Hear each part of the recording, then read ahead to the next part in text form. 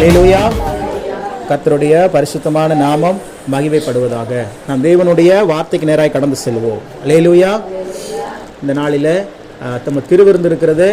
அதனால் கட்டாயம் நீங்கள் ஆண்டவருடைய உடன்படிக்கை பண்ணப்பட்ட அந்த இரத்தத்தையும் உடன்படிக்கை பண்ணப்பட்ட அவருடைய சரீரத்தையும், நமக்காக பிற்கப்பட்ட அவருடைய சரீரம், நமக்காக சிந்தப்பட்ட அவருடைய ரத்தம் போச்சு. ஆரம்பிச்சிட்டாங்க அடி உழுவு போது பயங்கரமாக.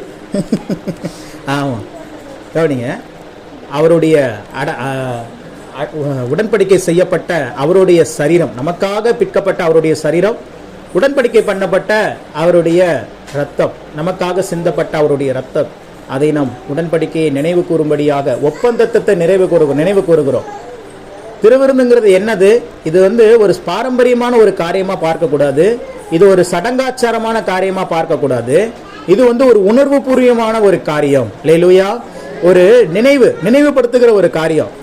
உனக்கு எனக்கும் ஒரு டீல் இருக்குது. என்ன இருக்குது? உனக்கு எனக்கு ஒரு ஒப்பந்தம் இருக்குது. என்ன ஒப்பந்தம்? இயேசு கிறிஸ்து என்ன நம்ம கிட்ட ஒப்பந்தம் பண்ணார் அப்படின்னா, வியாதி இல்லாத வாழ்க்கை நீ வாழ முடியும், அதுக்கு நான் கேரண்டி. குறைவில்லாத வாழ்க்கை நீ வாழ முடியும், அதுக்கு நான் கேரண்டி. பிரச்சனை இல்லாத வாழ்க்கை, பிரச்சனையின் மத்தியில ஜெயமுள்ள ஒரு வாழ்க்கை, அதுதான் கரெக்டான வார்த்தை.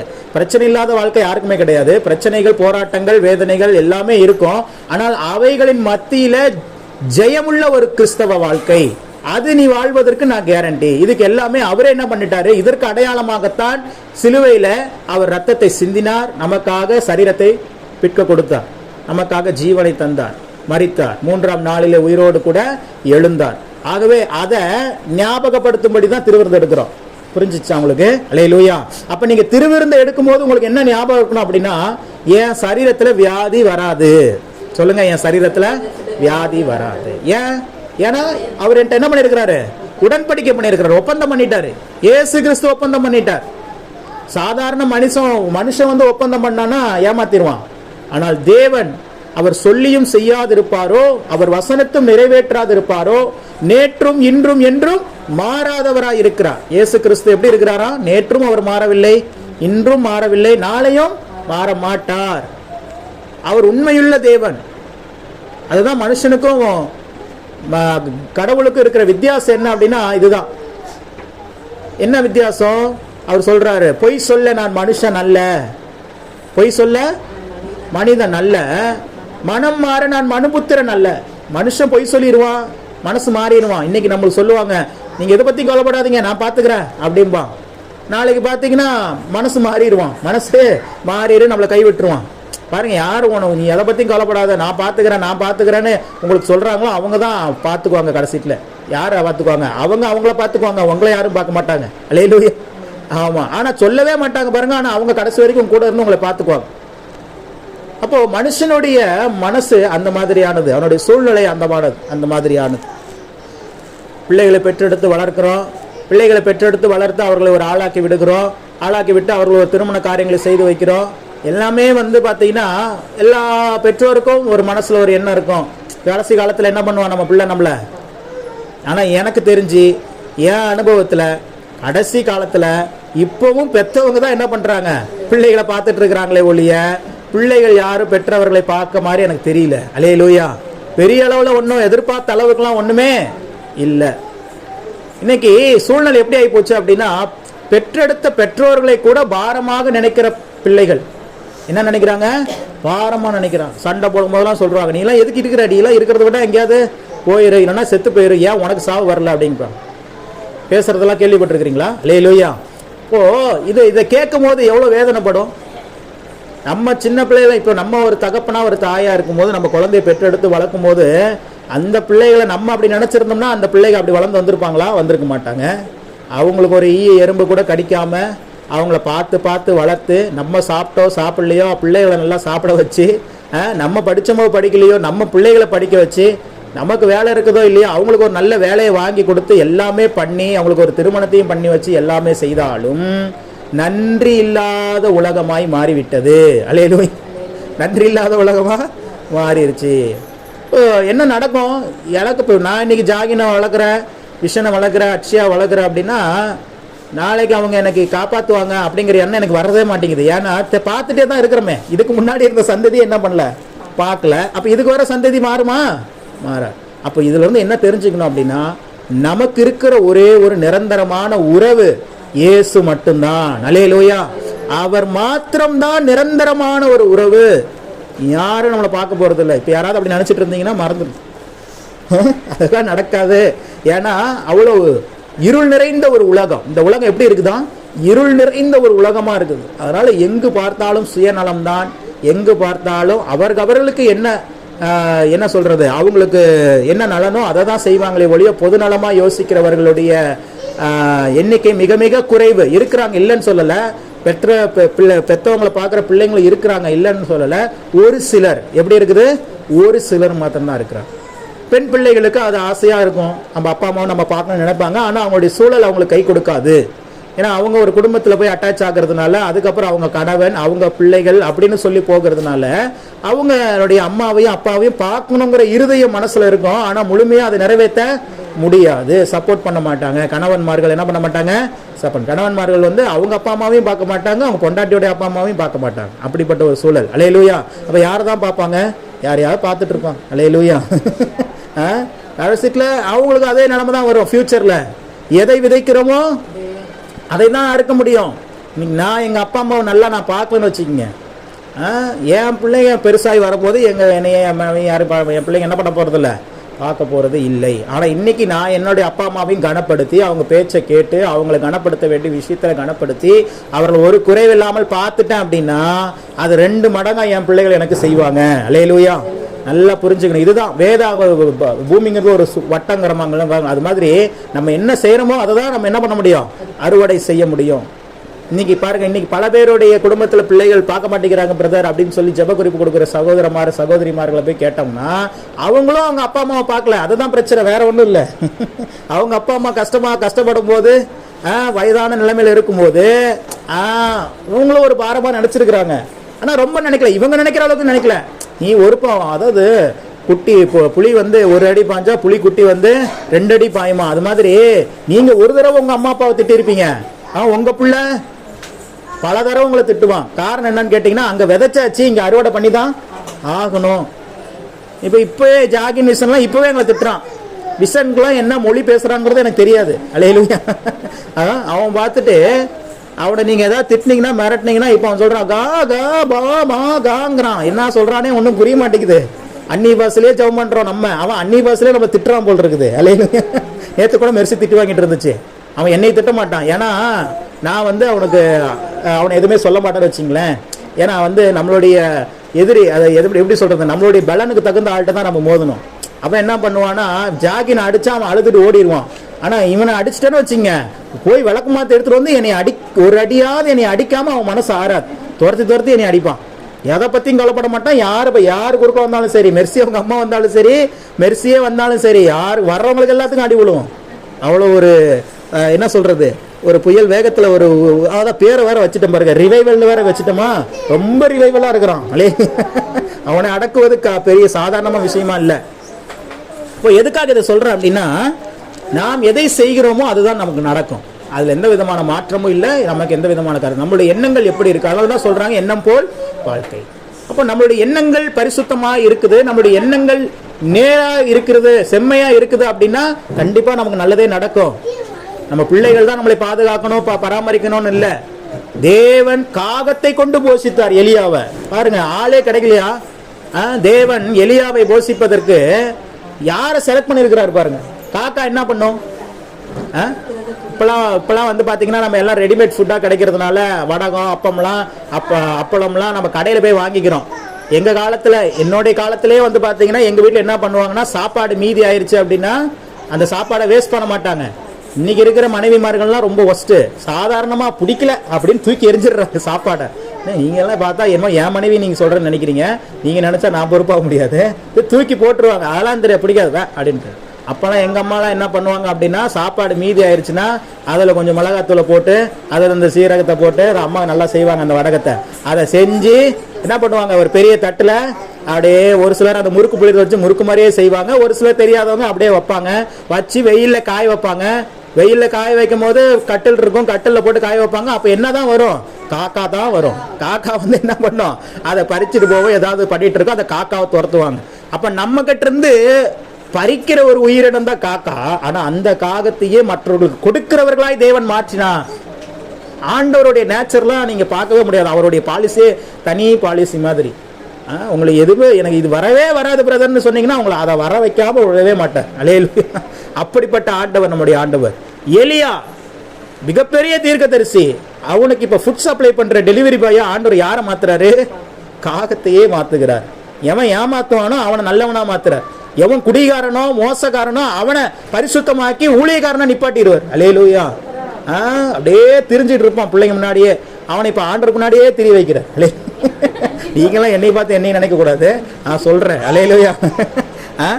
ஆமா. என்னுடைய லைஃப்ல வேற வித்தியாசமான வாழ்க்கை. நான் என் லிஸ்ட் எழுதணும்னா வச்சுங்க, நானே ஒரு நாள் நீங்கள் லிஸ்ட்டு போட்டு பார்த்து பயந்துட்டேன்.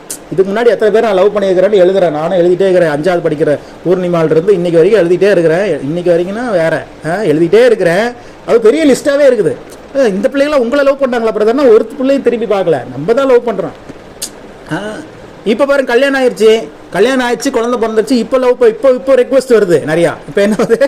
ரெக்வஸ்ட் வருது. நம்மளுக்கு கல்யாணம் ஆயிடுச்சுன்னு தெரியும், அப்படி குழந்தைங்க இருக்காங்கன்னு தெரியும். ஆனாலும் இப்போ நம்ம நேசிக்கிறதுக்கு ஆள் உண்டு. அப்போ நான் யோசிக்கிறேன், கடந்த நாட்களில் அப்படி மாதிரி மெசேஜ் ஷாக் ஆயிரும். இருந்தாலும் பரவாயில்ல, அதுக்கு ஒரு நம்பிக்கை இருக்குது. இவன் யாரால லவ் பண்ண போகிறான், அதனால இவன் சொல்கிறதெல்லாம் பொய்யா தான் இருக்கும் அப்படின்னு நினைக்கும் மனசில். ஆனால் இப்போ இருக்காங்க நிறைய பேர் கீவில் இருக்கிறாங்க உண்மையாகவே. அல்லேலூயா.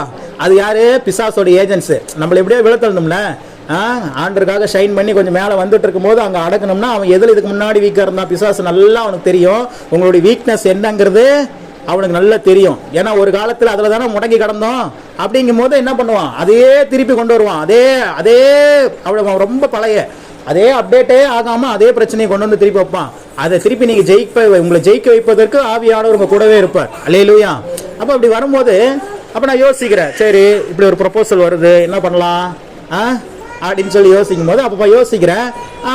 அப்போ ஆண்டவர் யோசிக்கிறாரு, ஆண்டவரோட இருந்து இந்த மாதிரி விஷயம் அவனா பிளான் பண்ணுவானா? பிளான் பண்ணுறோம் பாருங்க. அப்போ ஆவியானவர் இருதயத்தில் உணர்த்துற, நல்லா கவனிக்கணும். ஆவியானவர் இருதயத்தில் உணர்த்துற என்ன அப்படின்னா, ஓகே அந்த எக்ஸ் இப்போ வந்திருக்கிற new GIF, new girl friend அப்படின்னு வச்சுங்க, இந்த பக்கம் மெர்சின்னு வச்சுங்க, 2 காலம் போட்டாச்சு. இப்போ எந்த விதத்தில் மெர்சியை விட எந்த விதத்தில் இந்த நியூ ஜிஎஃப் என்ஜிஎஃப் இந்த நியூ கேர்ள் ஃப்ரெண்ட் வந்து பெஸ்ட்டாக இருக்கிறாங்கன்னு சொல்லி பார்த்தா அப்படியே டிக் பண்ணுறேன். பேசுறதுல, அன்பாக இருக்கிறதுல, நம்மளை புரிஞ்சுக்கிறதுல, நம்மளை திட்டுறதுல, நம்மளுடைய காரியங்களை பகிர்ந்து கொள்கிறதுல எல்லாத்துலையும் இங்கே டிக் ஆகுது. இங்கே வந்து எல்லாமே இன்டு ஆகுது. அப்போ பார்க்குறேன். அப்போ ஆண்டர் கேட்குறாரு, இதில் பெஸ்ட்டாகிறத சூஸ் பண்ணிக்கப்பா. அப்போ இதில் பெஸ்ட்டாகிறது பெஸ்ட் தான் ஆண்டவர். அப்போ அதே கன்டினியூ பண்ணு. இதில் ஏதாவது ஒன்று மாறி இதில் இருந்துச்சுன்னா பரவாயில்ல, நீ யோசிக்கலாம். எப்பவுமே தவறு பண்ணுறவங்களுக்கும் ஒரு லாஜிக் உண்டு. நீங்கள் நல்லா குடிச்சிட்டே இருக்கிறாங்க பார்த்தீங்களா, அவங்கள்ட்ட போய் கேளுங்க, ஏங்க குடிச்சிட்டே இருக்கிறீங்கன்னு கேட்டிங்கன்னா அதுக்கும் ஒரு நியாயமான காரியத்தை வைத்திருப்பார்கள், நியாயமான காரணத்தை வைத்திருப்பார்கள். அல்லேலூயா.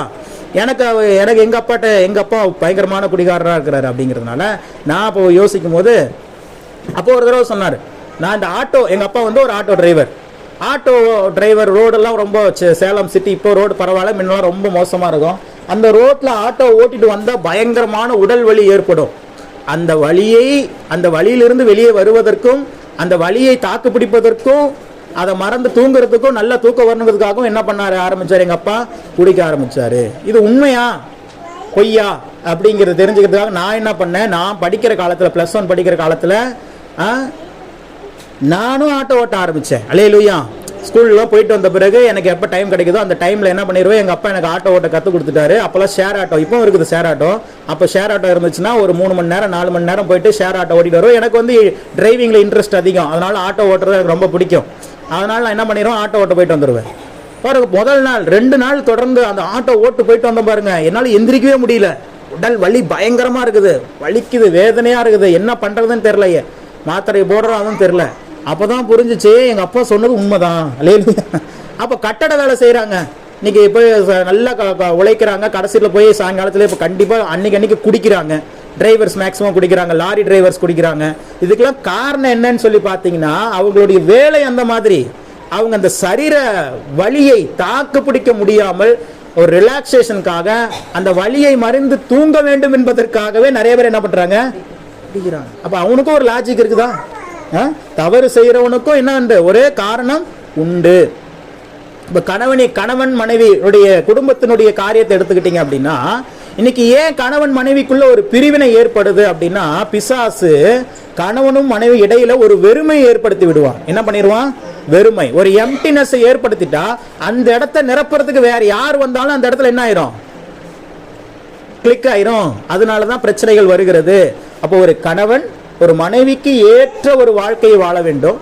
ஒரு மனைவி கணவனுக்கு பிரியமான ஒரு வாழ்க்கை வாழும் பொழுதுதான் கணவன் மனைவிக்குள்ள இருக்கிற அந்த ஐக்கியத்தை சத்துருவால் என்ன பண்ண முடியாது?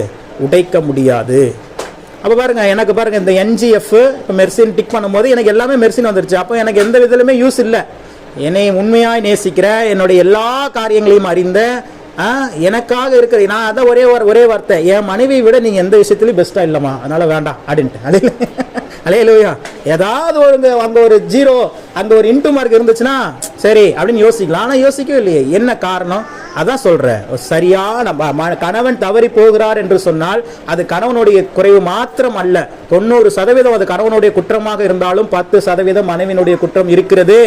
அது என்னங்கிறது யோசிக்கணும். அது அவர்கிட்ட போய் கேட்டால் தான் தெரியும். ஏன் அந்த கணவன் உன் மனைவியை விட்டுட்டு இன்னொருத்தரோட தொடர்பில் இருக்கிறான் அப்படின்னு சொல்லிட்டு போய் விசாரிக்கும் போது அங்கே ஏதாவது அங்கே ஆழமான கவுன்சிலிங் கொடுக்கும்போது அங்கே ஒரு விஷயம் இருக்குது. அப்போது இன்னைக்கு நம்ம அதெல்லாம் புரிந்து கொள்ள வேண்டும். வாலிப நாட்கள் இருக்கிற சகோதரிகள்லாம் இருக்கிறீங்க, நீங்களாம் உங்களுடைய கணவர், உங்களுடைய மனைவி சம்பந்தப்பட்ட இந்த குடும்ப உறவு சம்பந்தப்பட்ட காரியத்தில் ரொம்ப தெளிவாக இருக்க வேண்டும். ஏன்னா பிசாசு எவனை விழுங்கலாம் என்று வகை தேடி திரிகிறான், சுற்றி திரிகிறான்.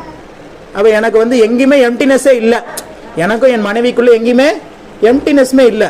நான் சர்டிஃபிகேட் கொடுக்குற மாதிரி என் மனைவி சர்டிஃபிகேட் கொடுக்குமாங்கிறது தெரியாது.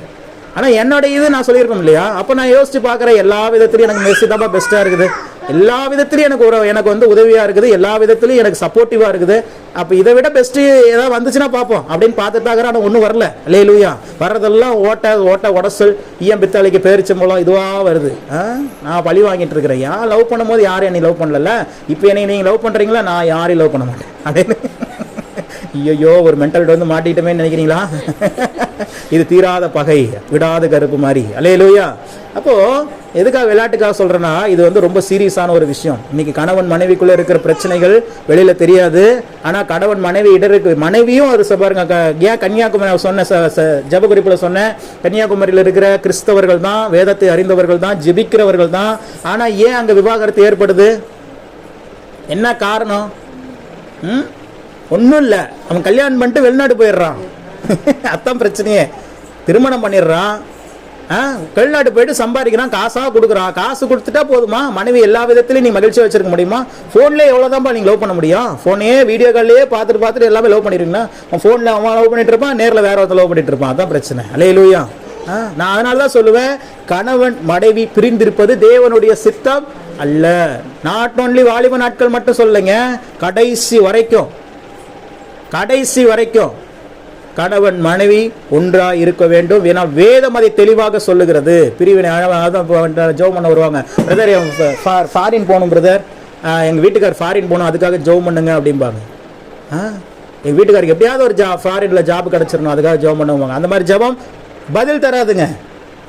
வசனம் என்ன சொல்லுது அப்படின்னா, நாம் எதையாகிலும் தேவனுடைய சித்தத்தின்படி கேட்டால் அவர் நமக்கு செவி கொடுக்கிறார் என்பதே தைரியமா இருக்கிறதுன்னு வசனம் சொல்லுது. அப்ப என்ன வேதம் அந்த வசனம் என்ன சொல்லுது அப்படின்னா, நீங்க ஜெபம் பண்றதெல்லாம் ஓகே, நீங்க ஜெபம் பண்றது அவருடைய சித்தத்தின்படி ஜெபம் பண்ணாதான் அந்த ஜெபத்துக்கு என்ன வரும்? இப்ப கவனிச்சுக்கோ. இப்ப இந்த ஜெப குறிப்புக்கு வருவோம். இப்ப இந்த ஜெப குறிப்பு தேவனுடைய சித்தமா, தேவனுடைய சித்தம் இல்லையா? பெரிய கேள்வியா இருக்கு. தேவனுடைய சித்தம் இல்ல, யோசனையே வரக்கூடாது, போல்ட்டா அடிக்கணும். ஆமா, எப்படிங்க தேவனுடைய சித்தமாகும்? கணவன் மனைவின்னு இணைச்சு வச்சதே தேவன் தான்.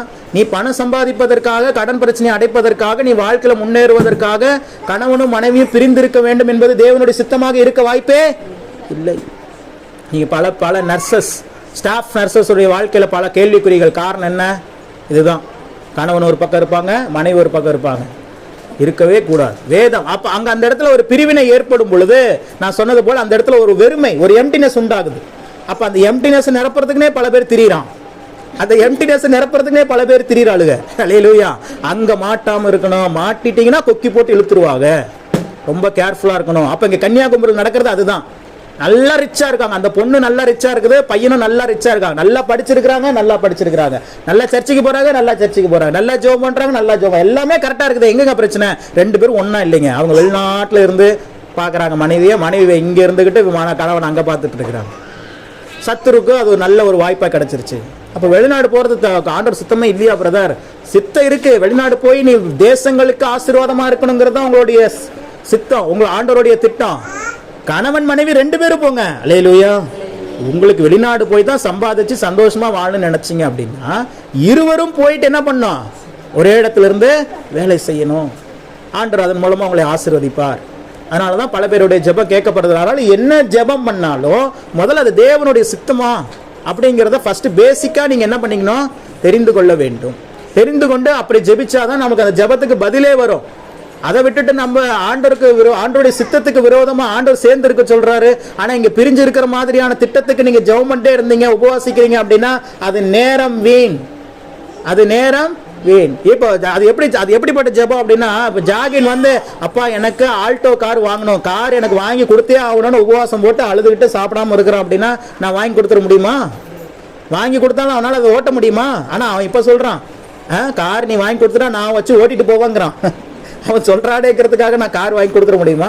இல்லையே. அது மாதிரிதாங்க தேவ சித்தம் இல்லாத ஜெபம். இதுதான் ஒரு எக்ஸாம்பிளுக்காக சொல்றேன். இதே மாதிரி பலவிதமான காரியங்கள் இருக்கிறது. நீங்கள் எந்த காரியத்தை செய்தாலும் அதுல தேவனுடைய சித்தம் இருக்கிறதா அப்படிங்கிறத நீங்கள் முதலாவது புரிந்து கொண்டு அறிந்து கொண்டு செயல்படும் போதுதான் அந்த ஜெபத்திற்கு பதில் வருகிறது.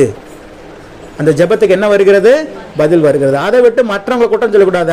அவங்க வந்து என் கணவனை வந்து ஏமாத்திட்டு அவங்களோட போயிட்டாங்க, என் மனைவி வந்து என்னை விட்டுட்டு போயிட்டாங்க இப்படின்னு சொல்லி அவர்களை காரணம் காட்டாது. முதல்ல உனக்குள்ள என்ன பிரச்சனைங்கிறத பார். நீ கணவனுக்கு ஏற்ற ஒரு மனைவியா இருந்தியா? கணவனுக்கு சொல்றேன், மனைவிக்கு ஏற்றபடி நீ அவனுக்கு மனைவிக்கு ஏற்றபடி நீ அவங்களுக்கு வாழ்ந்தியா? இருதயத்துக்கு ஏற்றவர்களாக இருவரும் வாழ்ந்தீர்களா? ஒருவருடைய பாரத்தை சுமக்க வேண்டும். வசனம் சொல்லுறது இல்லையா? ஒருவருடைய பாரத்தை ஒருவர் சுமக்க வேண்டும். இன்பமாகட்டும் துன்பமாகட்டும், அப்படித்தானுங்க கல்யாணமே பண்ணி வைக்கிறாங்க. அது அன்னைக்கு மட்டும்தான் ஞாபகம் இருக்குது. இன்பமானாலும் துன்பமானாலும் எதுவா இருந்தாலும் என்ன பண்ண மாட்டோம், நம்ம பிரியக்கூடாதுன்னு உடன்படிக்கை பண்றான். உடன்படிக்கை பண்ணோடனே விசா அப்ளை பண்ணிட்டு வெளிநாடு போயிடுறான். என்னடா இது உங்களுடைய நாலேஜ்? அல்லேலூயா. நாட் ஒன்லி வெளிநாட்டு வேலைக்கு மட்டும் சொல்றேன். இங்க இருந்து இங்க சென்னையில வேலை செய்யறாங்க, இங்க இருந்து கோயம்புத்தூர்ல வேலை செய்யறாங்க, பெங்களூர்ல வேலை செய்யறாங்க, மனைவி இங்க இருக்குது, இல்ல கணவன் இங்க இருக்கிறாரு, அவங்க அங்க, எல்லாமே தவறுதான். அல்லேலூயா. எல்லாமே தவறுதான். தவறுதான். அது வந்து எந்த நீங்க ரீசன் சொன்னாலும், இல்ல பிரதர் கொஞ்சம் கடன் ரொம்ப அதிகமாயிருச்சு, அந்த கடன் அடைக்கிறதுக்காக நான் சொல்றேன், அந்த கடன் அடைக்கிறதுக்காக அங்க போய் தான் வேலை செய்யணும்னு இல்ல. அந்த கடனை அடைக்கிறதுக்கு நீ ஜெபம் பண்ணாலே தேவன் தரும். அதாங்க அங்கதாங்க நீங்க யாரை நம்பி இருக்கிறீங்கிறது வித்தியாசம். நீங்கள் தேவனை உங்களுடைய ஆதாரமாக வைத்திருக்கிறீர்களா, இல்ல நீங்க நம்புற அந்த வேலையை ஆண்டவருடைய அந்த ஆண்டவருக்கு பதிலாக அந்த இடத்துல ஆதாரமா வச்சிருக்கீங்களாங்கிறது தான் மேட்டர். ஆண்டவர், நான் அடிக்கடி சொல்லுவேன், ஆண்டவருக்கு லாஜிக்கல் தேவையே இல்லை. Supernatural god. அவருக்கு வந்து நடக்கவே நடக்காத ஒரு காரியத்தை நடத்தி வைக்க அவரால் முடியும். அல்லேலூயா. நம்முடைய ஆண்டவரால முடியாத காரியம் ஏதாவது ஒண்ணு உண்டா? இல்ல. அவர் நினைச்சார்னா இந்த கூரையை பிச்சுட்டு கூட இப்ப தங்க கொட்ட வைக்க முடியும். எத்தனை பேர் விசுவாசிக்கிறீங்க? திடீர்னு செய்தி வரும், அழுந்தலை போரில் ஒரு வீட்டில் திடீரென்று வானத்தில் இருந்து தங்கங்களாக கொட்டியது, மக்கள் அனைவரும் அள்ளி சென்றார்கள், ஒருவரையும் காணவில்லை. எங்க போயிட்டாங்க? எல்லாம் வெளிநாடு போயிட்டாங்க, இஸ்ரேல் டூர். அல்லேலூயா. சம்பவம் நடக்குமா நடக்காதா? ஏங்க வானத்திலிருந்து நெருப்பு இறங்கலாம், வானத்திலிருந்து தண்ணி இறங்கலாம், வானத்திலிருந்து தங்க இறங்காதா? இறங்கும். அதுதான் தேவனுடைய பவர், இந்த பவர் ஆஃப் காட். அவருடைய வல்லமை வந்து நீங்க வந்து எதுலையுமே எடை போட முடியாது. இவரால் இவ்வளவு தாங்க முடியும். ஆல்வின் பிரதரால ஒரு 200 கிலோ தூக்க முடியுங்க, அவ்வளவுதான், அதுக்கு மேல முடியாது அப்படின்னு மனுஷனை நம்ம எடை போட்டுடலாம். ஆனால் தேவனை ஒரு நாள் நீங்க என்ன பண்ண முடியாது, எடை போட முடியாது. அப்போ தேவனை சரியாக நீங்கள் அறிந்து கொண்டீர்கள் என்று சொன்னால் உங்களுடைய நம்பிக்கை முழுவதும் தேவன் மீதே இருக்கும். சூழ்நிலைகளை பார்க்க மாட்டீங்க, சிச்சுவேஷன்ஸை பார்க்க மாட்டீங்க, வேலையை பார்க்க மாட்டீங்க, காரியங்களை பார்க்க மாட்டீங்க, தொழிலை பார்க்க மாட்டீங்க. எல்லாவற்றிற்கும் ஆதாரமா இருக்கிற இதெல்லாம் ரிசோர்சஸ். இதெல்லாம் என்னது? சோர்ஸ் வந்து ஒன்னாதான் இருக்கணும். சோர்ஸ் என்னது? க்ரூட் ஆயில் அப்படின்னு சொல்லி ஒன்று இருக்குது பூமி கடியில, அதை தான் ஃபர்ஸ்ட் எடுக்கிறாங்க. அதுதான் சோர்ஸ். அதுல இருந்து பிரித்தெடுக்கப்படுகிற காரியங்கள் தான் பெட்ரோல், டீசல், நீங்க வீட்டில் யூஸ் பண்ணுகிற எல்பிஜி கேஸ், இது எல்லாமே எங்க இருந்து வந்துச்சு? க்ரூட் ஆயில இருந்து வந்துச்சு. அப்ப அந்த க்ரூட் ஆயிலுங்கிறது தான் சோர்ஸ். அதிலிருந்து வந்த ரிசோர்ஸ் தான் பெட்ரோலு, டீசலு, கெரோசின், மண்ணெண்ணெய், அப்புறம் கேஸு. இதெல்லாம் எங்கேருந்து? அதிலிருந்து பிரித்தெடுக்கப்பட்ட ஒரு காரியம். அப்போ இன்னைக்கு ஆண்டவர் உங்களுக்கு ஒரு நல்ல வேலையை தந்திருக்கலாம், உங்களுக்கு ஒரு நல்ல குடும்பத்தை தந்திருக்கலாம், உங்களுக்கு ஒரு நல்ல ஒரு தொழிலை கொடுத்திருக்கலாம். இது எல்லாமே என்னதுன்னா ரிசோர்சஸ் தான். ஆனா சோர்ஸ் வந்து அவர் தான். அல்லேலூயா, அவர் தான் ஆதார். அப்ப கர்த்தரை நம்பி, வசனம் சொல்லுகிறது, அவன் இருதயம் கர்த்தரை நம்பி திடனா இருக்குமா. கர்த்தரை நம்பி, இன்னைக்கு நான் கேட்கறவங்க கிட்ட, கர்த்தரை நம்பி நீங்க திடனா இருக்கிறீங்களா? பிரதர், எனக்கு ஒரு 1 கோடி ரூபா பணம் வந்துருச்சுன்னா பாருங்க பிரதர், எனக்கு சூழ்நிலையே வேற பிரதர், நீ வேற மாதிரி பார்ப்பீங்கிற மாதிரி. அப்போ உங்களுடைய ஆதாரம் எங்க போயிருச்சு தெரியுமா? அப்போ அந்த 1 கோடி ரூபா பணத்து மேல போயிருச்சு. இது வந்தா நான் நல்லா இருப்பேங்க, அப்படி இல்லை, நான் நல்லா இருந்தாதான் அது வரும். பிரதர், இது வந்தா நான் ரொம்ப சந்தோஷமா இருப்பேன் பிரதர். நான் சொல்றேன், நீங்க சந்தோஷமா இருந்தா தாங்க அது வருமே. அப்படிதாங்க உலகமே சிருஷ்டிக்கப்பட்டிருக்கிறது. யூனிவர்சல் லாவே அதுதாங்க. லா ஆஃப் ஹாப்பினஸ்னே ஒரு லாவே இருக்கு. நீங்கள் எதை குறித்தும் கவலைப்படாமல், அதனாலதான் முன்னோர்கள் சொன்னாங்க, வாய் விட்டு சிரித்தால் நோய் விட்டு போகும். உண்மையா இல்லையா?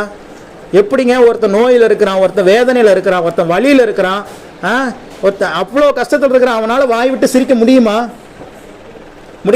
முடியாது. ஏன் அப்படின்னா, அவன் ஏன் அதை நினைக்கிறான்னா, அந்த வியாதியவே நினைக்கிறான், அந்த பலவீனத்தையே நினைக்கிறான், அந்த வேதனையில் இருக்கிறதுனால அவனால் சிரிக்க முடியல. ஆனா லா படி அவன் சிரித்தால் நோய் விட்டு போகும். அது உண்மை. வாய் விட்டு சிரித்தால், வசனம் அதான் சொல்ல, பைபிள்லே சொல்லுவோம், முகமலர்ச்சி, மன மகிழ்ச்சி முகமலர்ச்சியை தரும். ஒருத்தர் ரொம்ப டல்லாகிறாங்கன்னா அவங்க மனசுல ஏதோ கவலை இருக்குதுன்னு அர்த்தம். ஒருத்தர் ரொம்ப ஃப்ரெஷ்ஷாக முகத்தில் அவர் வந்து மலர்ச்சியாக இருக்கிறாங்க அப்படின்னா அவங்க இருதயம் சந்தோஷமா இருக்கும். இருதயத்தின் நிறைவினால் வாய் பேசும்னு ஒரு வசனம் இருக்குது. இன்னொன்று, அகத்தின் அழகு எதுல தெரியுமா? முகத்திலேயே தெரியும். அப்போ இந்த லாஸ் படி நம்ம வாழ்ந்தாதான் ஜெயிக்க முடியும். இந்த பூமியில ஜெயமுள்ள ஒரு கிறிஸ்தவ வாழ்க்கை வாழ வேண்டும் என்று சொன்னால் ஒரு சில லாஸை நம்ம ஃபாலோ பண்ணி தான் ஆகணும். எந்த சூழ்நிலையும் நம்ப கூடாது, கர்த்தரை நம்பணும். எதை பத்தியும் கவலையே படாம மகிழ்ச்சியா இருக்கணும். இதெல்லாம் லாஸ். அதான் சொல்றேனே, நான் சொன்ன பார்த்தீங்களா, மகிழ்ச்சியா நம்ம எல்லாம் வந்துட்டா நம்ம மகிழ்ச்சியா இருப்போம். என் பேர்ல இப்போ 1 ஏக்கரை நிலம் இருக்குது, 3 மாடி பில்டிங் இருக்குது, மிகப்பெரிய சபை இருக்குது, 2000 சபை விசுவாசிகள் இருக்கிறாங்க, மாதமான 5 லட்ச ரூபா 10 லட்ச ரூபா எனக்கு மாத வருமானம் வருது. அதுக்கு இப்பெல்லாம் வந்துருச்சுன்னா ரொம்ப ஹாப்பியா இருப்பேன் நான் நினைச்சேன் அப்படின்னா நான் என்னவே ஏமாத்திக்கிறேன்னு அர்த்தம். அது ஒரு நாள் அப்படி நடக்காது. எப்போ நடக்கும் தெரியுமா? இதெல்லாம் எனக்கு வந்தா நான் எப்படி இருப்பனோ அப்படியே இப்பயே இருக்கணும். அதுதான் விசுவாசம். விசுவாசம் என்பது காணப்படாதவைகளின் நிச்சயம், நம்பப்படுகிறவைகளின் உறுதி.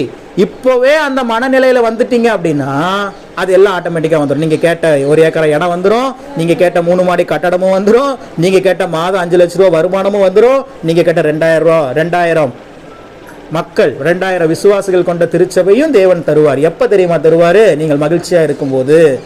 எதை குறித்தும் கவலைப்படாமல் கர்த்தர் எனக்கு இதை செய்வார், அவ்வளவுதான். நான் அடிக்கடி சொல்லுவேன், தேவனுடைய பிள்ளைகள்கிட்ட கேள்வி இருக்கக்கூடாது, பதில் தான் இருக்கணும். கேள்வி கேட்டுக்கிட்டே இருக்கிறவன் பிசாசு, பதில் சொல்லிக்கிட்டே இருக்கிறவன் ஆவிக்குரியவன்.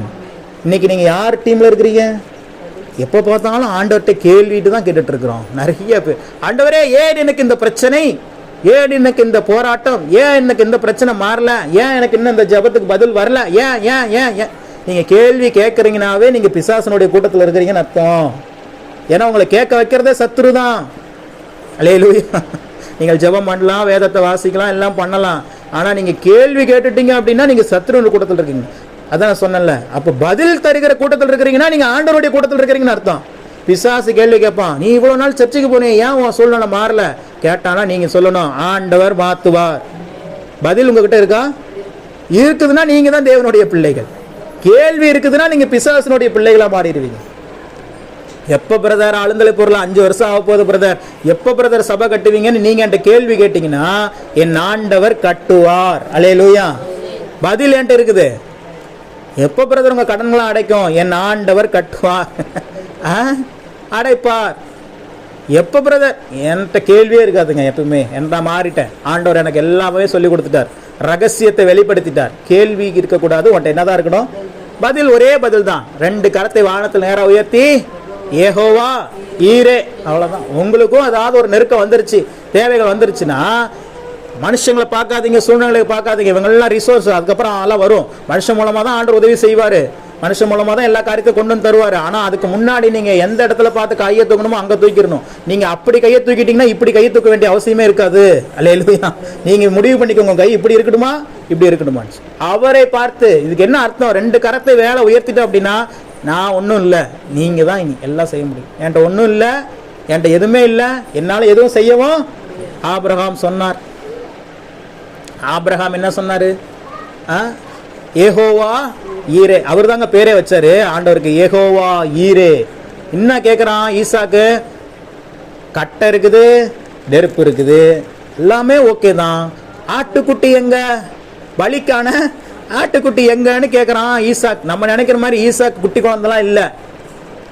ஆஸ் பர் பிப்ளிக் அந்த பைபிள் அந்த ஒரு புக் இருக்கு, அந்த வருஷங்களை கணக்கிடுகிற ஒரு யூத சரித்திர புக்கு இருக்குது. அது ஒரு நல்ல பேர் மறந்துட்டேன். அந்த புக்கு கணக்குப்படி ஈசாக்கை பலியிட அவர் கொண்டு போகும்போது, ஈசாக்கை பலியிட கொண்டு போகும்போது அவருக்கு வயது 18 கடந்து விட்டதாம். ஈசாக்குக்கு வாலிபனா இருக்கிறான். இப்ப இருக்கிற வாலிபனை வெட்டரன் விட்டு என்ன பண்ணிடுவான்? வருவான், உங்களை படுக்க வச்சு வெட்டிடுவான்.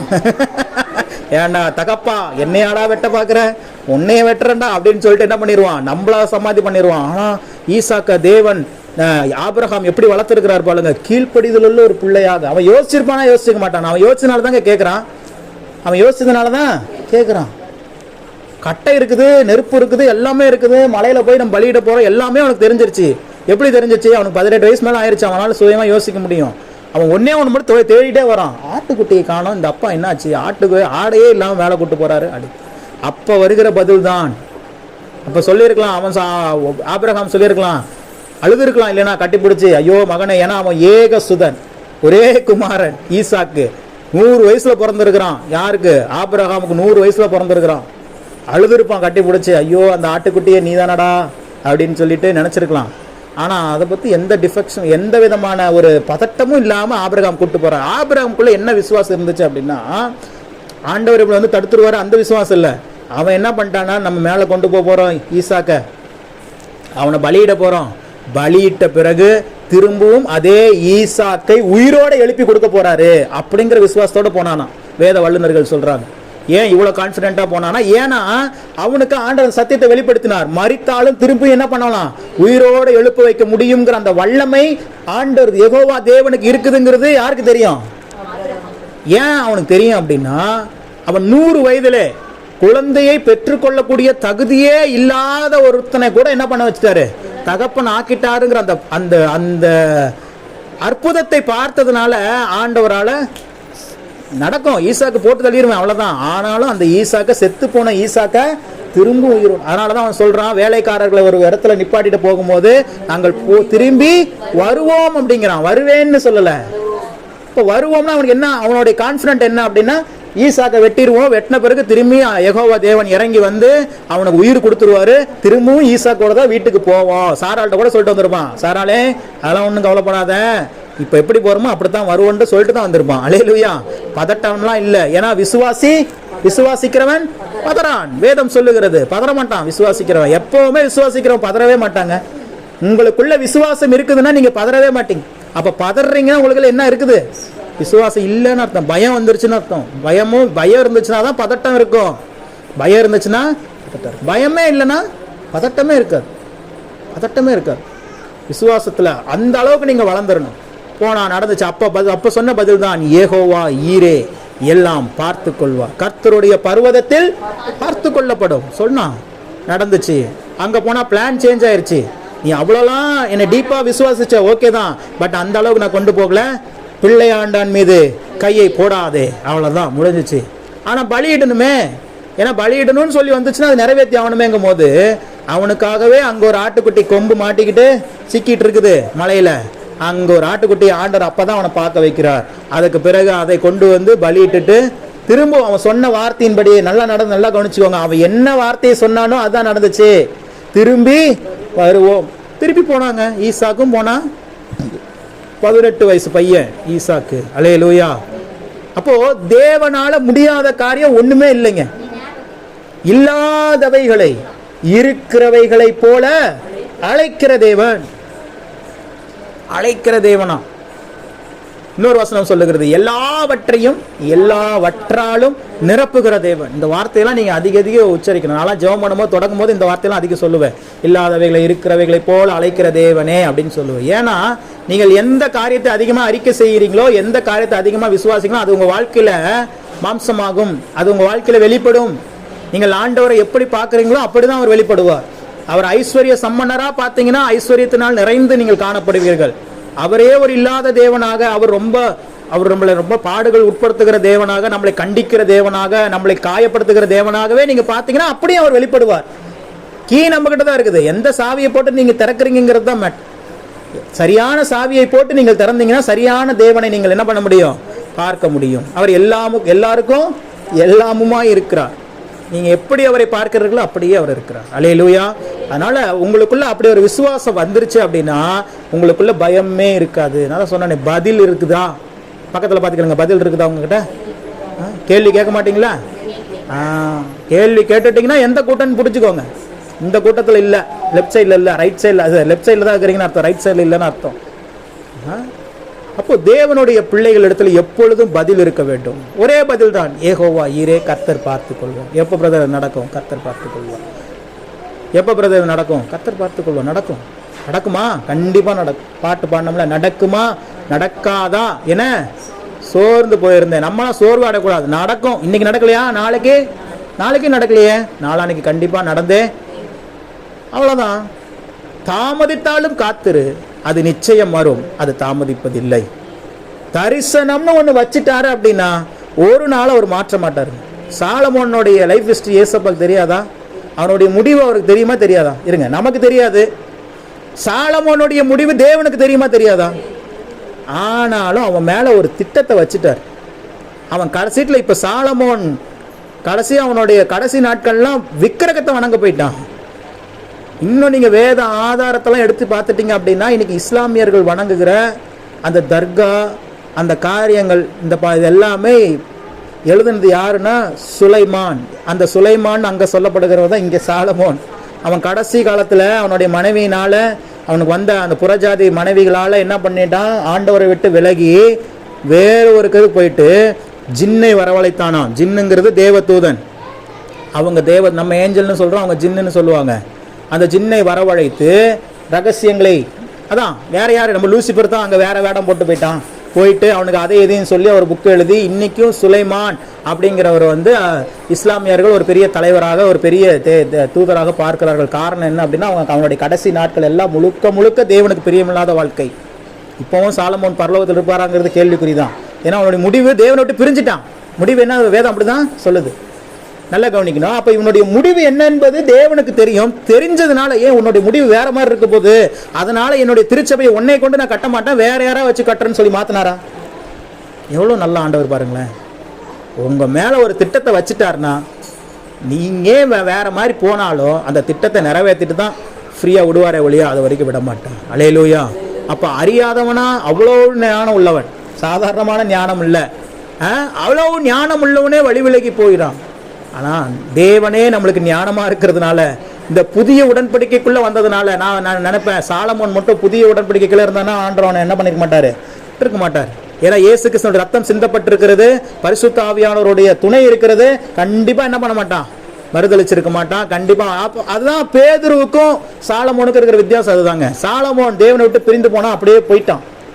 யூதாஸ் காரியோத்து குற்ற மனசாட்சி இருந்துச்சு, ஆனாலும் ஆண்டவர் மன்னிச்சு ஏத்துக்குவாருங்கிற அந்த மனப்பக்கம் அவனுக்கு தெரியாததுனால என்ன ஆயிட்டான்? செத்து போயிட்டான். ஆனால் பேதுரு மறுதளித்தான், சபித்தானாம் இயேசுவையே. என்ன பண்ணா? சபிக்கவும் சத்திய பண்ணவும் செய்தானாம். வசனம் சொல்லுகிறது. எவ்வளவு திமிர் இருக்கு அந்த பேதுருக்கு. கூடவே இருந்து எல்லாம் அப்பம் கிப்பம்லாம் சாப்பிட்டுக்கிட்டு மீனெல்லாம் வாங்கி தின்னுக்கிட்டு வெள்ளி காசெல்லாம் அவன்கிட்ட தான் கொடுக்குறாரு. அவன் பார்த்தானா இல்லையா? மீன் வாய்க்குள்ள இருந்தெல்லாம் எடுத்து பார்த்துட்டு இப்ப சபிக்கிறானா இயேசுவையே, சத்தியம் பண்ணுகிறானா. எவ்வளவு மோசமான இருங்க. 3 பேத்துல யாரா ஃபர்ஸ்ட் அக்யூஸ்ட்னா பேதுரு தான் அக்யூஸ்ட். போட்டு தள்ள வேண்டிய முதலாள் யாரு? பேதுரு தான். ஆனா பேதுரு மனம் கசுந்தான், மனம் திரும்பினான். அதுக்கு பிறகு அப்படியே மறைச்சு ஆண்டவர்கிட்ட இருக்கிற பெரிய ஒரு பவர், என்ன சொல்றது, ஒரு பெரிய ஒரு குணாதிசயம் என்னன்னு கேட்டீங்கன்னா, நீங்க மனம் திரும்பிட்டீங்க அப்படின்னா உங்க பழைய பாவங்கள்லாம் நீங்களே சொன்னா கூட அவருக்கு ஞாபகம் வராதான். அல்லேலூயா. ஆலன் பால் நேத்து சொன்னார், பிளஸ் டிவியில கேட்டுட்டு இருந்தேன். நீங்களே போய் ஆண்டவர் இந்த பிள்ளைக்கு இத்தனை லவ் லெட்டர் கொடுத்த ஆண்டவர் என்ன ஆல்வின் நீ எப்பப்பா அப்படி பண்ண, எனக்கு மறந்துட்டேன்ப்பா, எனக்கு தெரியலப்பா, விடுப்பா அப்படின்ட்டு வரோம். அல்லேலூயா. அப்படி மன்னித்து மறக்கிறவர் இயேசு கிறிஸ்து. பேதுருவுடைய பாவத்தை மன்னிச்சிட்டாரு, மறந்துட்டாரு. எவ்வளவு வல்லமே எடுத்து பயன்படுத்தினார். அப்புறமே பரிசுத்த ஆவியானவர் மேல இறங்கணும்னு போய் பேசுறார், ஜீவாதிபதியை நீங்க தான் ஏன் கொலை செஞ்சீங்கன்ட்டு தில்லா போய் நிக்கிறான். பெண்ணுக்கு பயந்துட்டு ஓடினவன் அங்க பாருங்க, நீயும் அவர்களில் ஒன்றுதானேன்னு வந்து சொன்னவன் யூத போர்ச்சேவர்னு இல்லை, இதெல்லாம் இல்லை, வேலை செய்யற பொண்ணா. ஒரு புள்ள வந்து பார்த்துட்டு, ஒரு லேடி வந்து பார்த்துட்டு, ஏய் நீயும் அவங்கள சேர்ந்தவன் தானே, அவன் யாருன்னு எனக்கு தெரியாது, திட்டிட்டு போனான். ஒரு பெண்ணுக்கு பயந்தவன் இப்போது அதிபதிகளுக்கு முன்பாக நின்று சொல்லுகிறான், ஜீவாதிபதியை நீங்கள் தான் கொலை செய்தீர்கள், நாங்கள் அவரையே அறிவிப்போம், என்ன வேணாலும் நீ செய்டா அப்படிங்கிறான். எப்படிங்க அந்த பயம் தைரியம் வந்துச்சு?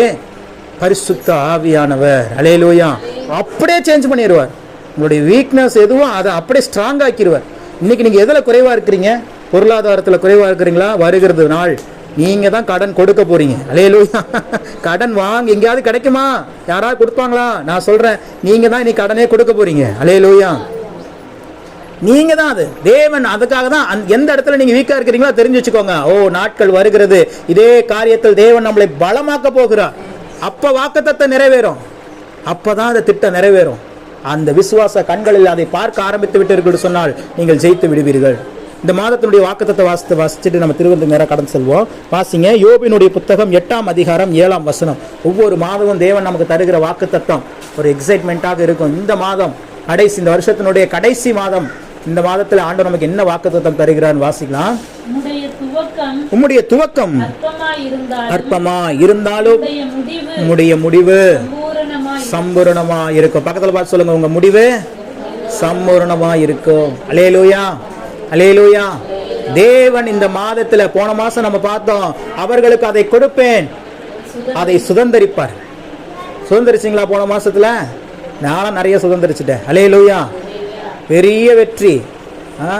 திடீர்னு ஒண்ணுமே இல்லை, நல்லாவே இருக்கிறேன், திடீர்னு ஒரு பலவீனம். டாக்டர்கிட்ட போனா டாக்டருக்கே தெரியல. அல்லேலூயா. மாத்திரை ஒரு வாரத்துக்கு அவரும் நம்பிக்கையோடு எழுதி தராரு சரியாயிருன்ட்டு. நானும் ஒரு வாரமா நம்பிக்கையோட தான் நானும் போடுறேன்.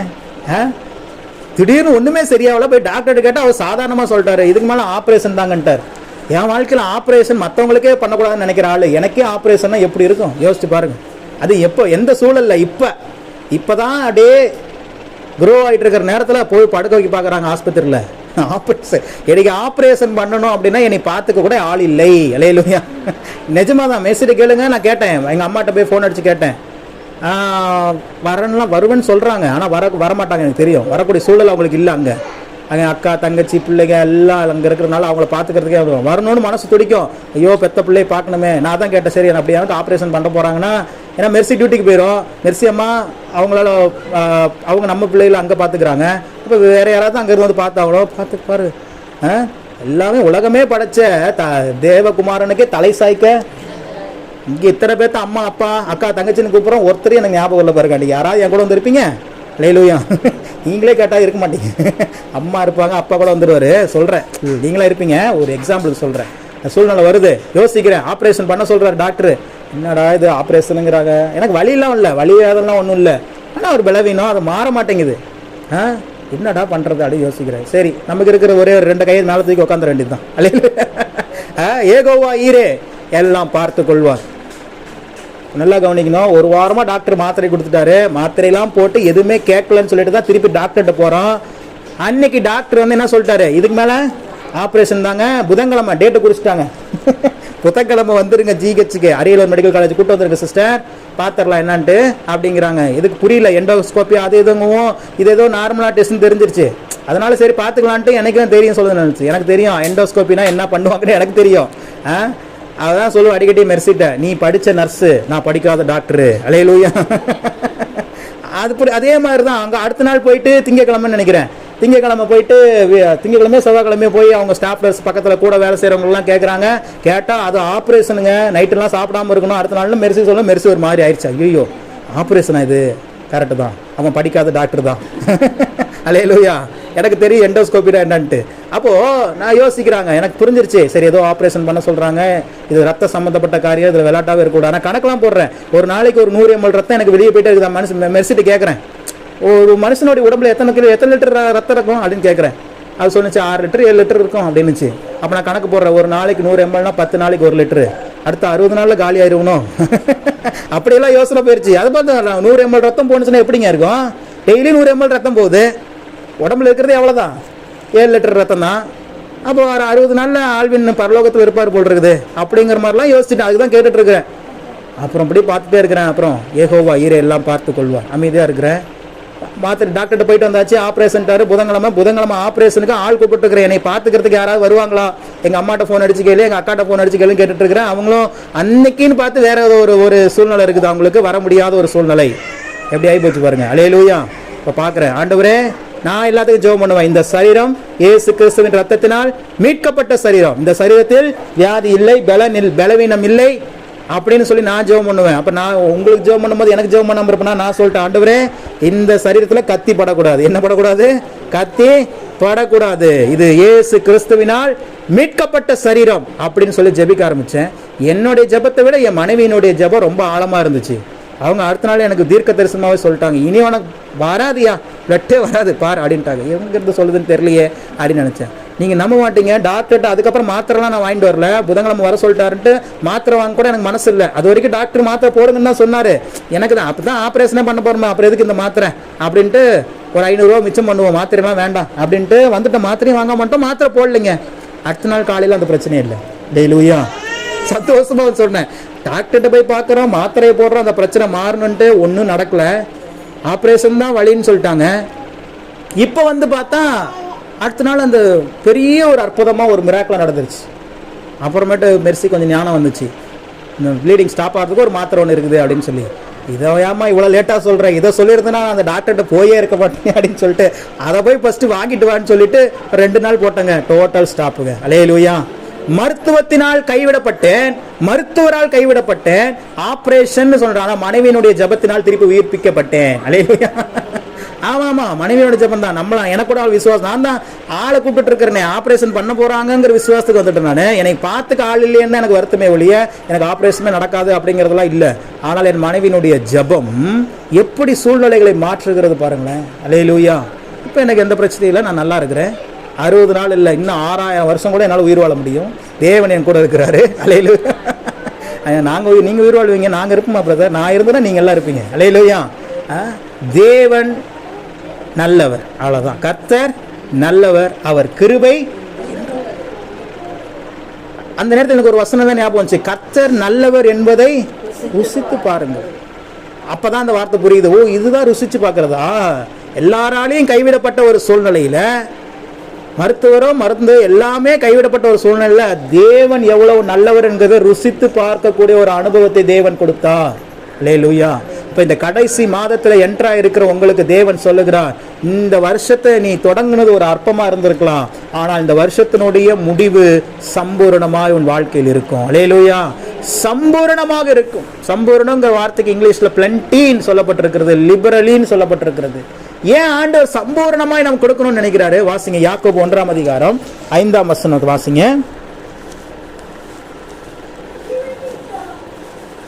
யாக்கோபு 1ஆம் அதிகாரம் 5ஆம் வசனம். உங்களில் ஒருவன் ஞானத்தில் குறைவுள்ளவனாய் இருந்தால் யாவருக்கும் சம்பூரணமாய் கொடுக்கிறவரும், பாருங்க, யாவருக்கும் சம்பூரணமாய் கொடுக்கிறவரும், ஒருவரையும் கடிந்து கொள்ளாதவருமாகிய தேவனிடத்தில் கேட்க கடவன், அப்பொழுது அவனுக்கு. நம்ம ஆண்டவருக்கு ஒரு பேரே உண்டு, யாவருக்கும் சம்பூரணமாய் கொடுக்கிறவர். பிதாவுக்கு ஒரு பேர் இருக்கு, என்ன சொல்லுங்க? யாவருக்கும் சம்பூரணமாய் கொடுக்கிறவர். அவர் சாதாரணமா கொடுத்துட்டு இருந்தா இதை வச்சு அட்ஜஸ்ட் பண்ணிக்கணும்னு சொல்லுகிற ஆண்டவர் அல்ல. நீங்க 10 கேட்டா 2 கொடுத்துட்டு மீதி 8 கொஞ்ச நாள் ஆகும், கொஞ்சம் வெயிட் பண்ணு, இல்லை உனக்கு அப்படின்லாம் சொல்லுகிறவர் அல்ல. நீங்கள் 10 காரியத்தை கேட்டீர்கள் என்றால் அவர் 100 காரியத்தை தருகிற ஆண்டவர். அல்லேலூயா. நீங்கள் நினைப்பதற்கும் ஜெபித்ததற்கும் மிகவும் அதிகமாய் கிரியை செய்கிறவராம் வேதம் சொல்லுகிறது. யாவருக்கும் சம்பூரணமாய் கொடுக்கிறவர். சொல்லுங்க, எனக்கு என் குடும்பத்திற்கு, என் பிள்ளைகளுக்கு சம்பூரணமாய் கொடுக்கிறவர். அல்லேலூயா. இந்த வாரம் ஃபுல்லா இதுதான் ஹோம்ஒர்க். இதை மட்டும், இந்த வார்த்தையை மட்டும் உச்சரிங்க போதும். உங்களுக்கு என்ன வேணும் ஆண்டவர்கிட்ட சொல்லுங்க. சம்பூரணமாய் கொடுக்கிறவரே உமக்கு ஸ்தோத்திரம். அவ்வளவுதான். யாவருக்கும் சம்பூரணமாய் கொடுக்கிறாராம். அங்க அவர் பார்ஷியாலிட்டிலாம் பார்க்கல. நீ டெய்லி 2 மணி நேரம் ஜெபம் பண்ண, உனக்கு தான் சம்பூர்ணம். நீ ஒரு 20 நிமிஷம் தான் ஜெபம் பண்ண, உனக்கு கொஞ்சம் தான் சம்பூர்ணம். அப்படி இல்லை. யாவருக்கும் சம்பூரணமாய் கொடுக்கிறவர். அவரிடத்துல கேட்க கடவன். ஞானத்துல குறைவுள்ளவனா இருந்தா கூட யார்கிட்ட போய் கேட்கணும்? யாவருக்கும் சம்பூரணமாய் கொடுக்கிறவர். அந்த வார்த்தையை உச்சரிங்க. யாவருக்கும் சம்பூரணமாய். இனிமே பொதுவா நீங்க பொதுவான வார்த்தை. யார்கிட்ட கேட்கணும்? ஏசப்பாட்ட கேட்கணும். யார்கிட்ட கேட்கணும்? தேவன்கிட்ட கேட்கணும். யார்கிட்ட கேட்கணும்? கர்த்தர்கிட்ட கேட்கணும். இதெல்லாம் கரெக்டு தான். இதெல்லாம் primary level. A for apple, B for C for. ஆமா, அதே மாதிரி இருக்கக்கூடாது. இப்போ நீங்க வளர்ந்துட்டீங்க. இப்போ நீங்க என்ன சொல்லணும்? யார்கிட்ட கேட்கணும்னா நீங்க என்ன சொல்லணும்? யாவருக்கும் சம்பூர்ணமாய் கொடுக்கிறவரிடத்தில் கேட்க வேண்டும். வேதம் அப்படிதான் சொல்லுகிறது. நீங்க அந்த முதிர்ச்சிக்கு வரணும். அப்பதான் நீங்க முதல்ல அந்த காரியத்தை பேசுனீங்கன்னா தான் அது உருவாக்கத்தை ஏற்படுத்தும். சம்பூர்ணமாய் கொடுக்கிற காரியம், சம்பூர்ணமான ஆசீர்வாதங்கள் இறங்கி வரும். சம்பூர்ணமான நன்மைகள் இறங்கி வரும். தேவ பிள்ளைகள் மேல இருக்கிற ஒரு ஆசீர்வாதம் என்ன தெரியுமா? யோவேலின் புத்தகம் 2ஆம் அதிகாரத்துல 26ஆம் வசனத்தை வாசிங்க. அதுதான் நம்மளுடைய முடிவு. நீ கேட்டீங்களா? இன்னைக்கு சொன்னமே முடிவு சம்பூர்ணமா இருக்கணும். அது என்ன முடிவு? முடிவில் நம்ம என்ன பண்ணுவோம்? நீங்கள் சம்பூர்ணமாக சாப்பிட்டு திருப்தி அடைந்து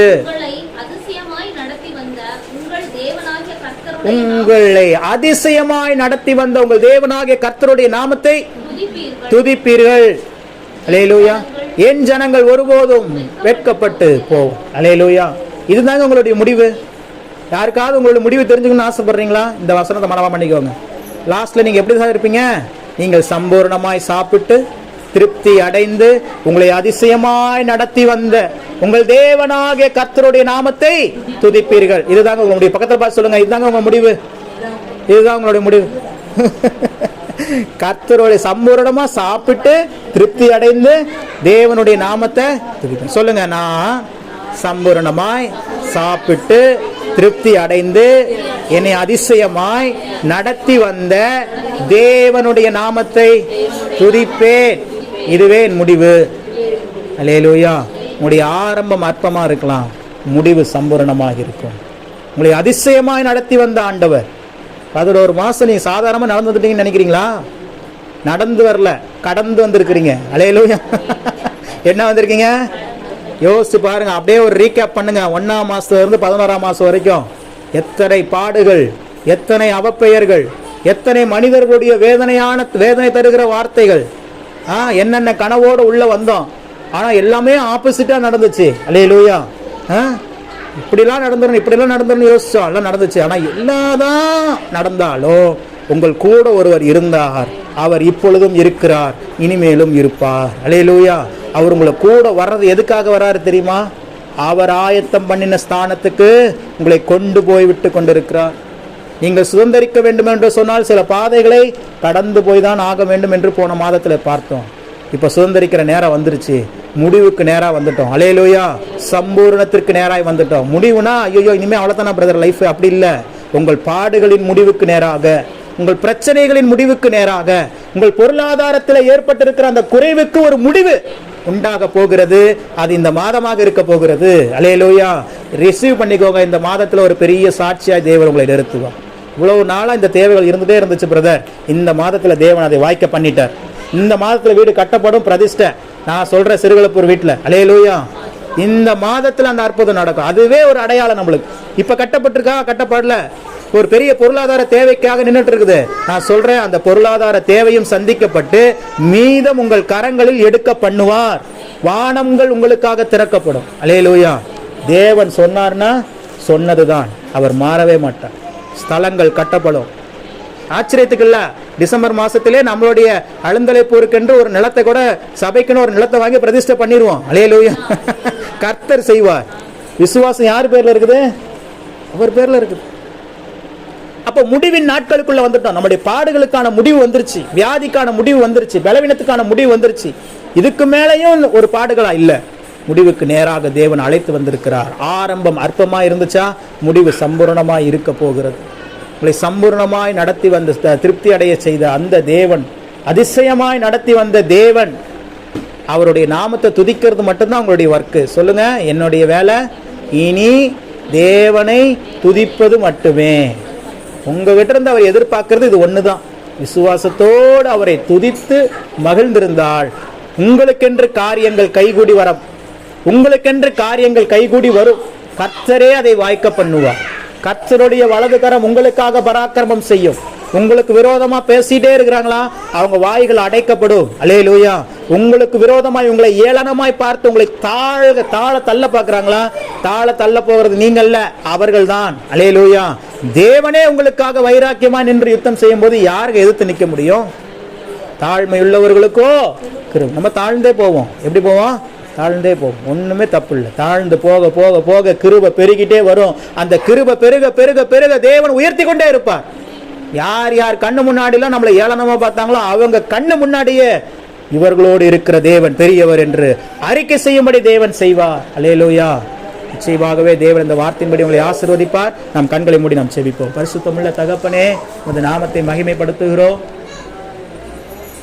யாவருக்கும் சம்பூரணமாய் கொடுக்கிற தேவன், இந்த மாதத்தினுடைய வாக்கு தத்தத்திற்காக நாங்கள் நன்றி செலுத்துகிறோம். ஆண்டவரே, இந்த நாளிலே ஆரம்பம் அற்பமாய் இருந்தாலும் முடிவு சம்பூர்ணமாய் இருக்கும் என்று சொன்ன உமது வார்த்தையின்படியாகவே இந்த வருஷத்தினுடைய இந்த முடிவு எங்களுக்கு சம்பூர்ணமாய் இருக்க போகிறது. அதற்காக நன்றி செலுத்துகிறோம். இத்தனை நாட்களாக எந்த காரியத்திலே நாங்கள் போராடி கொண்டிருந்தோமோ, பிரச்சனைகளிலும் நெருக்கங்களிலும் கவலைப்பட்டு கலங்கி கொண்டிருந்தோமோ, அதற்கெல்லாம் இந்த மாதத்தில் ஒரு முடிவு புள்ளி வருவதாக.